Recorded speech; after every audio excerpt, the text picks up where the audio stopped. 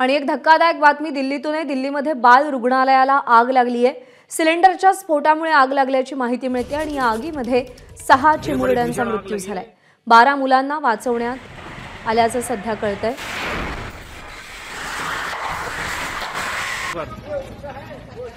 दिल्लीमध्ये बाल रुग्णालयाला आग लागली आहे। या आगीमध्ये 6 चिमुरड्यांचा होरपळून मृत्यू झालाय तर 10 बालकांना वाचवण्यात आलेलं आहे अशी माहिती मिळते। विवेक विहारमध्ये हे बाल रुग्णालय आहे आणि इथे भीषण आग लागली आहे। सिलेंडरचा स्फोट झाला आणि ही आग लागल्याची माहिती मिळते। बड़ी भीषण आग लगी है।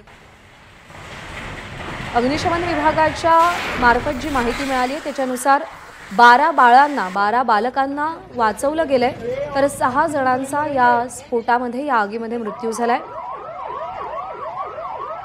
5 बालकं ही हॉस्पिटलमध्ये दाखल होती आणि त्यापैकी एक बाळ हे व्हेंटिलेटरवर होतं अशी ही माहिती मिळते। ज्यावेळी हा स्फोट झाला तेव्हाची ही दृश्य समोर आली आहेत। सिलेंडरचा स्फोट झाला आणि बाल रुग्णालयाला आग लागली।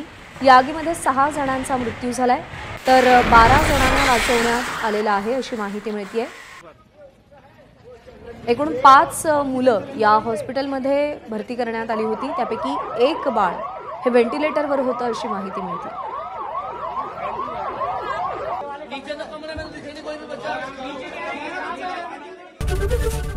एबीपी माझा, उघडा डोळे बघा नीट।